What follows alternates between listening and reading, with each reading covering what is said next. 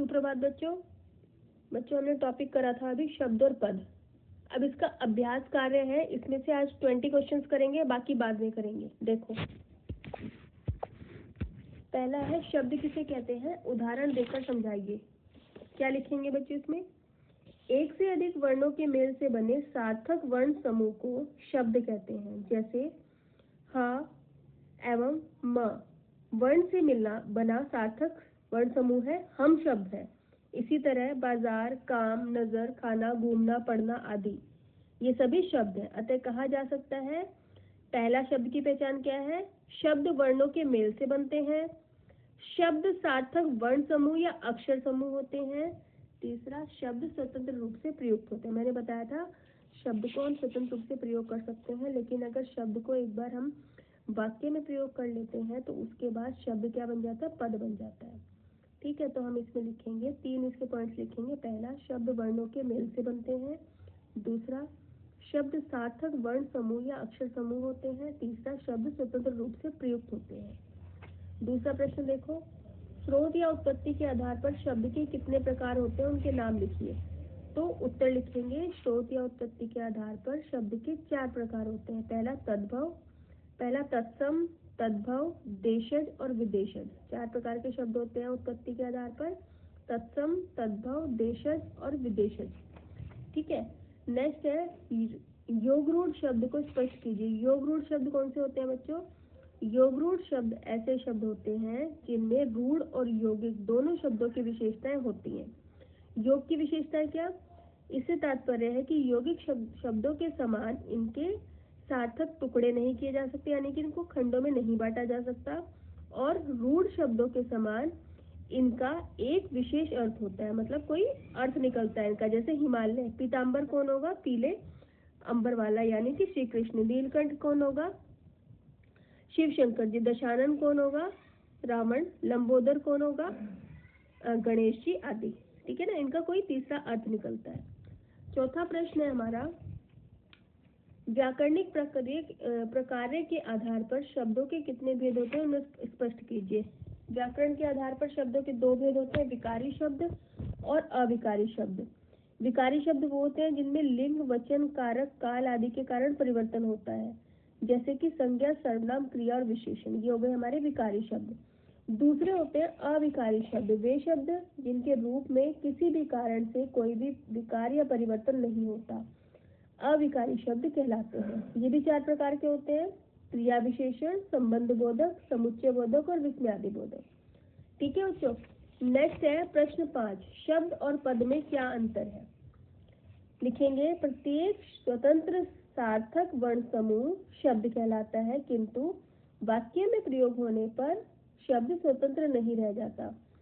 इसी तरह जब कोई शब्द व्याकरण के नियमों, प्रत्यय, उपसर्ग, वचन, लिंग, कारक, पुरुष आदि में बंधकर किसी वाक्य में प्रयुक्त होता है तो वह पद कहलाता है, अर्थात वाक्य में प्रयुक्त होने वाले शब्द ही पद कहलाते हैं। जैसे शेर एक शब्द है, लेकिन शेर दहाड़ता है, वाक्य में प्रयोग होने के बाद यही शेर पद कहलाता है। ठीक है, हिंदी में पद कितने प्रकार के होते हैं? इंपॉर्टेंट क्वेश्चन है ये, हिंदी में पद कितने प्रकार के होते हैं, स्पष्ट कीजिए। लिखेंगे, हिंदी में पद 5 प्रकार के होते हैं। कौन कौन से? संज्ञा, सर्वनाम, विशेषण, क्रिया और अव्यय। हिंदी में पद 5 प्रकार के होते हैं, संज्ञा, सर्वनाम, विशेषण, क्रिया और अव्यय। ठीक है, 7वां क्वेश्चन है, सर्वनाम किसे कहते हैं और उसके कितने प्रकार है? हमने पढ़ा हुआ है, संज्ञा के स्थान पर प्रयोग किए जाने वाले शब्द सर्वनाम कहलाते हैं, जैसे मैं, तुम, वह इत्यादि। सर्वनाम 6 प्रकार के होते हैं, पुरुषवाचक, निश्चयवाचक, अनिश्चयवाचक, संबंधवाचक, प्रश्नवाचक और निजवाचक। ठीक है, सर्वनाम के 6 भेद कौन कौन से हैं? पुरुषवाचक, निश्चयवाचक, अनिश्चयवाचक, संबंधवाचक, प्रश्नवाचक और निजवाचक। ठीक है, 8 प्रश्न है 8वां, विशेषण की परिभाषा देते हुए इसके भेद लिखो। संज्ञा और सर्वनाम की विशेषता बताने वाले शब्द विशेषण कहलाते हैं, जैसे सुंदर, पतला, लाल आदि। इसके 4 भेद होते हैं, गुणवाचक विशेषण, संख्यावाचक विशेषण, परिमाणवाचक विशेषण और सार्वनामिक विशेषण। ठीक है, 9th, सकर्मक क्रिया क्या किसे कहते हैं, स्पष्ट कीजिए। हमने पढ़ी है क्रिया, जिस क्रिया के साथ कर्म या कर्म की संभावना हो उसे और तथा जिस क्रिया का फल कर्ता पर न पड़ के कर्म पर पड़ता है उसे सकर्मक क्रिया कहते हैं। ठीक है, अकर्मक क्रिया कौन सी होती है? अकर्मक क्रिया के साथ कर्म नहीं होता तथा उसका फल कर्ता पर पड़ता है। जैसे श्याम खेलता है, यहाँ कर्म का अभाव है तथा खेलता है क्रिया का फल कर्ता श्याम पर, सीधे श्याम पर पड़ रहा है, तो यहाँ पे कर्म की अपेक्षा नहीं है, अकर्मक क्रिया है। 11वां प्रश्न है, अव्यय किसे कहते हैं, कितने प्रकार के होते हैं? वे शब्द जिनमें लिंग वचन कारक पुरुष आदि के कारण विकार उत्पन्न नहीं होता उन्हें अव्यय कहते हैं। जैसे अब, क्यों आदि। अव्यय 4 प्रकार के होते हैं, क्रिया विशेषण, संबंध बोधक, समुच्चय बोधक और विषयादि बोधक। ठीक है। 12वां क्वेश्चन, आश्रित पद से क्या आशय है? लिखेंगे, पदबंध के अंतर्गत एक शीर्ष पद होता है, मेन पद जिसको कहते हैं, और अन्य पदों का आधार केंद्र होता है। शेष पद उस पर आश्रित होते हैं, वे आश्रित पद कहलाते हैं। मेन पद जो होता है उस पे बाकी सारे पद आश्रित होते हैं, इसलिए वे आश्रित पद कहलाते हैं। 13वां, निम्नलिखित प्रश्नों के निर्देशन अनुसार उत्तर दीजिए। घोड़ा संज्ञा का कौन सा प्रकार है? घोड़ा यानी कि जातिवाचक संज्ञा है। हरियाली कौन सी संज्ञा है? भाववाचक संज्ञा है। पूरब दिशा संज्ञा का कौन सा नाम है? पूरब दिशा का नाम दे दिए, यानी कि व्यक्तिवाचक संज्ञा है। 4th है, प्रेरणा ने कहा मैं पढ़ने के लिए विद्यालय जाऊंगी। इस वाक्य में सर्वनाम क्या है? मैं सर्वनाम शब्द है। ठीक है। नेक्स्ट है 5th वाला, कौन से संज्ञा शब्दों को का प्राय बहुवचन नहीं होता? तो द्रव्यवाचक जो संज्ञा शब्द होते हैं उनका क्या नहीं होता? उनका बहुवचन नहीं होता। यानी कि कौन से होते हैं द्रव्यवाचक? जैसे कि सोना, चांदी, कोई भी धातु होती है वो। बोलने या सुनने वाले स्त्री या पुरुष के स्थान पर आने वाले शब्द कौन से सर्वनाम कहलाते हैं?